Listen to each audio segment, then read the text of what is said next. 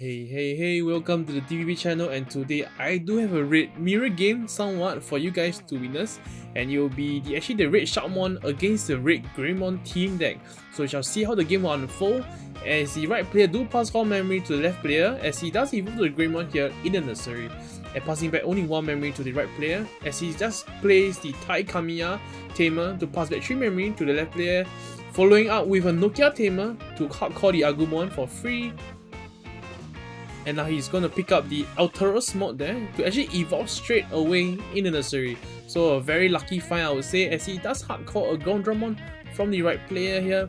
Very questionable as he chooses not to evolve here, but he does evolve to the Greymon here from the left player as he evolves to the Victory Greymon to kill that Greymon, which is vulnerable, I would say, as he does hardcore it in the previous turn. And now the right player actually pushes out his blocker and actually evolving to the Greymon finally here, and then going for the Shoutmon DX on double cross as he does put the Shoutmon DX Omega Shoutmon into the soul, and he does kill off the Greymon as he swing for 3 criticals here due to the stacks, and he does hit into Omimon there, and that must hurt so badly, especially his blitz. So the turn has already passed to the opponent and you see your Digimon just dying like that. That doesn't sit right for him at all, and I feel bad for the right player. And now the left player does swing with his own Victory Greymon, which does have 2 security checks because of the Greymon inherit ability, and pushing him to 3 damage now. And now he does evolve into the Greymon in the nursery there and hardcores another Agumon to look at the top 3, picking up the Zig Greymon into his hand. Now the right player will hash into a Koromon here, now evolving to the Shoutmon, hardcores the Shoutmon there to look at top 5, picking up another Shoutmon there. Very unfortunate as he evolves to Dark Tyrannomon here, but he does ignore the lethal that the left player have, so very unfortunate for him as he does push to security, pushing the last Agumon and does go for a game. And he ends with a 1-0 here, and the left player will start off the turn with the Koromon Agumon and now evolving to the Monochromon there for 1 cost. Now the right player will hash into his own Koromon and evolving to the Agumon, goes to his own Monochromon and going for the Greymon for 2 costs. So he finally learned a lesson, I would say, as he does evolve straight away in nursery, but the left player does return the answer by actually just casting a tamer, so he's actually out of options. But he does go for the Zig Greymon here and has to pass back 3 memory to the left player due to the tamer, and he does decide to swing and hitting to another Marcus here. So very fortunate he doesn't hit the wall, or all his efforts would have gone down the drain, as he does evolve to the Metal Greymon after being pushed out of the nursery, and then going for the Nokia here, hard-calling the Agumon once again, which allows him to search the top 3 as he does decide to pick out the Omimon and the Zig Greymon to hand. And now the right player will start off his turn with the Zig Greymon restanding, but he does evolve to Agumon first. He hardcores the Shoutmon first, so he look at the top 5, missed the search unfortunately.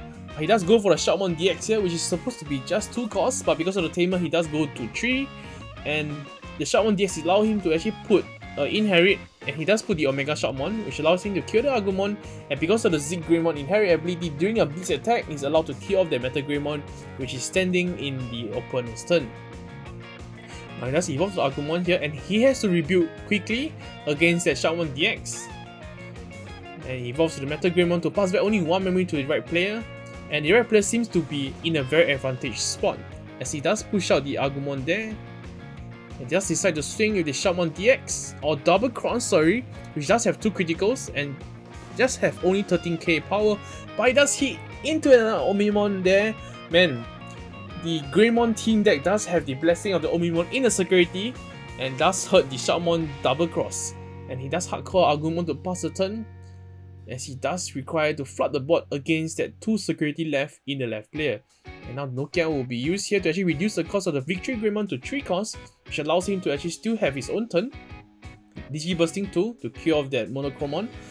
Then Agumon does go back to hand, and the Marcus Daemon do synergize well with Victory Greymon, as you can see a lot of things happening here, but mainly the 2 memory gain for the Marcus Daemon and the Koromon drawing 1. And he does hardcore Agumon to actually pass back only 1 memory to the right player here, with only 2 rookies left, and only 1 memory to do.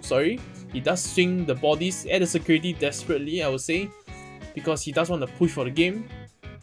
And the left player doesn't have any security left, and he does hardcore a BO3, but because of the Marcus Daemons, he's able to guarantee 3 memory to start off the turn.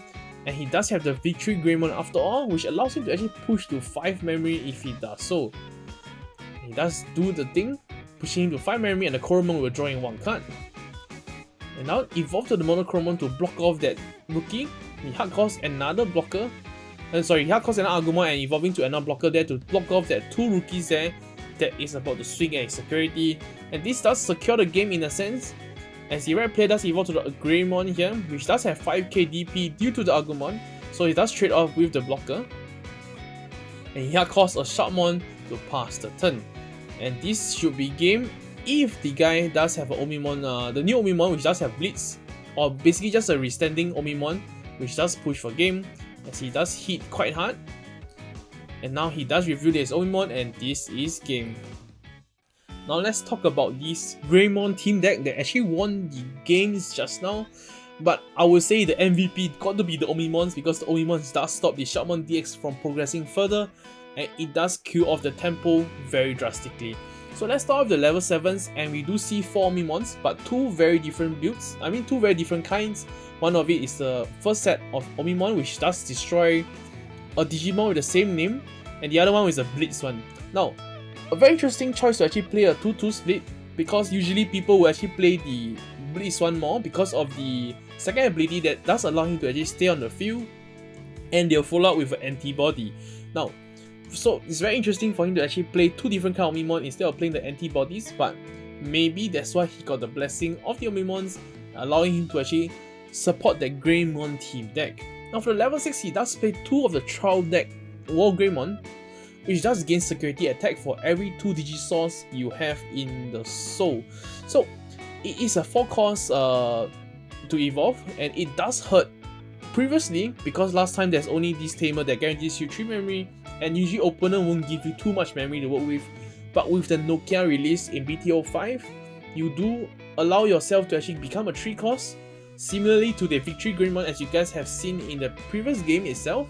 It does allow him to do more in a turn because of the Marcus Daemon, which does guarantee 2 memory upon swinging with the Greymons.